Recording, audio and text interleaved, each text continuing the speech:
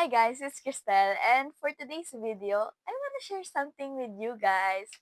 And that is kung paano mag-apply as an intern sa bangko. Based on my real experience as a former intern at China Bank. So, if you're looking for any tips, requirements, or just curious about what it's like, I got you. Let's get into the video. So first, why choose bank for your internship? Well, if you're a business, accountancy, or finance student like me, lalo na kung sa PUP ka nag-aaral, required talaga siya. Pero aside from that, banks give you a front row seat for the professional world. You get to learn about customer service, documents, transactions, and inner workings of the real corporate setup. Plus, it looks really good on your resume, whether it's China Bank, PNB, BDO. Pero hindi ko sure kung tumatanggap na sila ng OJT ngayon kasi nung fourth year ako, yung prof namin sabi niya, wino-workout niya daw na magkaroon ng internships sa BDO. Pero hindi ko alam kung natuloy na yun ngayon. But anyway, internships in banking are a solid foundation for any future career in finance. So now, let me share a bit of my own journey. I did my internship at China Bank for 300 hours from November 2023 to January 2024. Ang tagal na, di ba? Pero until now kasi marami pa rin nagtatanong about doon. Like, dalawa sila. Kaya ginawan ko na lang ng video. Well, during my internship, I was assigned to assist the customer relations assistant, which is yun yung work ko currently.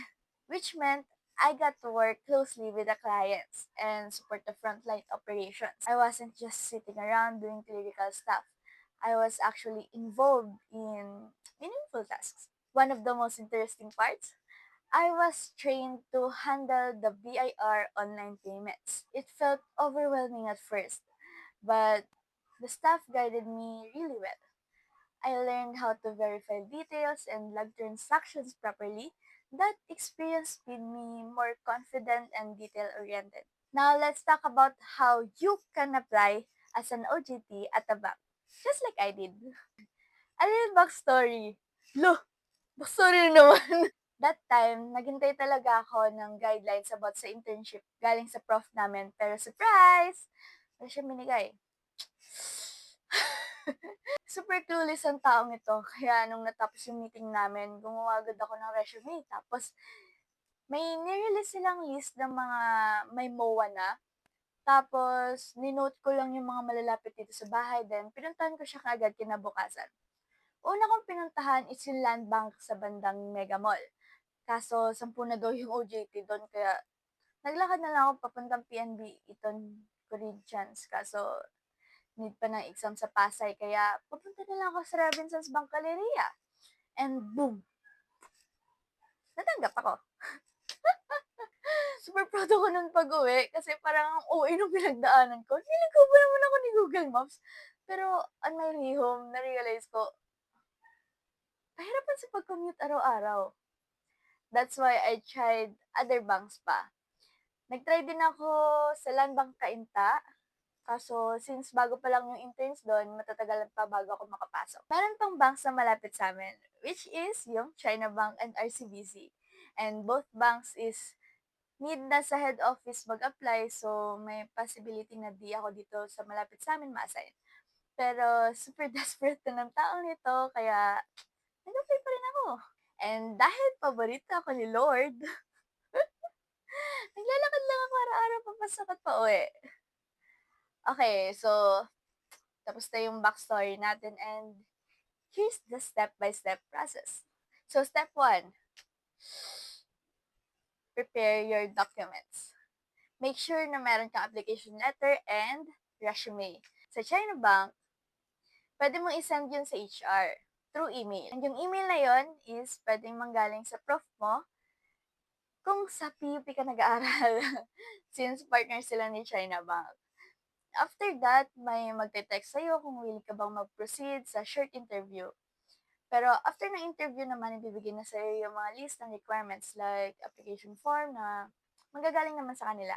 Tapos endorsement letter from your school, memorandum of agreement, copy of grades. And nung time ko, hiningan ako ng vaccination card and 2x2 ID picture, which is, all of that is soft copy lang. Sometime after the interview mo din malalaman kung saang branch ka. Siguro mas okay kung pumunta ka na agad sa branch tapos tanungin mo muna sila kung tumatanggap sila bago ka mag-apply. Next step, apply in person. Most banks naman willing tumanggap ng OJT. So, dapat kung mag-apply ka, dress neatly. It's either semi-formal or business casual. Politely ask the guard or the front desk if you can speak with the branch manager or someone from HR. Tuturo naman nila yun, basta maayos ka lang makipag-usap. Like, nung nasa Robinsons Bank ako, the same day, the same hour, tinanggap ako. Step 4, interview, which is hindi naman ganun kalalim.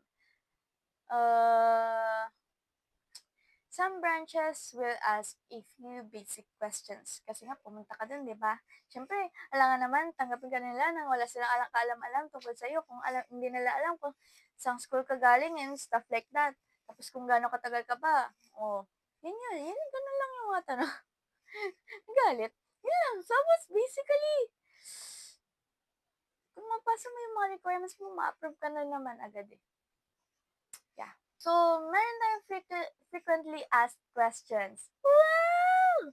Sino ka dyan? So, okay. Number 1. For instance, na mag-inquire na sila that time, which is nagtanong sila around July or August. Which is ngayon September na! Wait lang. So, pwede po kayang to follow yung ibang requirements since September pa po ata yung mismong OJT. Actually, this is not relevant anymore kasi it's September na. But, actually, yung time ko, yung ibang course, yung ibang section is actually nagsa-start na sila mag-OJT before the semester started. So, maybe, to follow pa yun ng documents nila kasi nga, malilima ko pa agad eh. Ayun. So, maybe, pero ask the bank kung papayag sila. Number 2, pinagsimula po ba kayo agad or may orientation or adjustment period pa rin po muna? Actually, ako ay wala. Natanggap ako ng Wednesday, pasok ko ng Thursday. That's it. Pero ang alam ko sa PNB, meron silang short or brief orientation about those things. Yeah. Ito ay pagkakatanda ko lang binanggit sa akin ni Gia. Pero I'm not really sure. Next is, what requirements po kaya ang karaniwang matagal asikasuhin para po mauna naming maproseso? MOA. Ang MOA kasi ay pipirmahan ng bangko at pipirmahan ng school and ipapanotary. So, kung walang MOA yung mapipili mo or yung papasukan mo, ikaw ang mag-aasikaso nun. Next question is, may recommended banks po ba kayo na usually open for us na students or OJT na madaling pasukan based po sa experience nyo personally or with friends or block before? For additional idea lang po din, saan ideally mo unang magtanong. Actually, ito, ang sagot ko sa kanya is sa Robinsons Bank. I don't know kung tatanggap pa sila ng OJT ngayon. Sobrang bilis nila mag-approve. Lalo na kung didiretso ka sa galeriya, doon ka mag-a-apply. Doon ako nag-apply eh. Tapos yung may iba ka rin akong kaklase na doon nag-apply and wala. Tinanggap agad sila. Yon. Next is China Bank. Short interview lang kasi siya. Tapos, hindi mo na kailangan pumunta ng head office. And, generally, meron na silang MOA, which is isang MOA lang for the whole, ano na, bale, isang MOA lang siya, hindi na siya yung per branch iba, isa lang siya. Isa lang. Yun, hindi ko alam kung paano ko i-describe. Next is, I'm not sure. I think PNB or other local, ano, local banks, yung mga rural banks. Kasi, I'm not sure. Joke lang, joke lang. Cut. Hindi ko alam. Nakalimutan ko tanongin si Camille, which is yung other friend ko. And kasi ang alam ko rural banks yung in-applyan nila, but and mabilis lang din silang nakapasok, pero hindi yata same day. Yon. Yung PNB kasi may exam pa sa Pasay, as I mentioned earlier. And sa land bank, per branch yung nila, per branch yung MOA. So, kung wala pang intern ng from PUP in that branch, ikaw na mag-aasikaso nun. Yeah. So, yun. I think that's it. May exams po ba sa bank or hanggang interview lang po muna yung OJT? If ever po may scope po ba kayo naalala? Ang alam ko lang na may exam is PNB. And ang scope is parang civil service exam, which is basic questions lang siya about math, science, English. That's it. And once you're in, here's what to expect based on my experience. So, like I mentioned earlier, I wasn't just filing papers. I helped with actual client assistance, BIR online payment processing, and day-to-day front desk operations. Yung ibang bangko walang BIR. Pag sa back office ka na-assign, syempre, more on filing talaga siya. Filing, sorting, stuff like that. Puncher-puncher, ganyan. Ang alam ko sa land bank, ganun sila. Lalo na nung time namin na end of year. So, magbabalot kami ng regalo, ganyan. Yun lang kasi hindi naman kami pwedeng gumawa ng, hindi naman talaga pwedeng gumawa ng super OA na stuff na, ako na ma'am, kaya ko na to. Ganun. Wala namang ganun. Hindi naman yung pwede. So, most of our time is me, gawa akong BIR, nagpa-puncher, then nag-usap sa tao, then nagsusort ng folders, alphabetically, ganyan. Yun lang naman kasi yung pwede natin gawin eh. As an intern, yeah. Next is real mentorship. Wow, real mentorship. So, working alongside with the customer relations assistant taught me how to handle clients professionally. From greeting walk-ins to assisting with forms. Yan. So, ngayon, parang nakalimutan ko na yung mga natutunan ko doon. Char lang. Pero, meron kasi talagang iba na galit.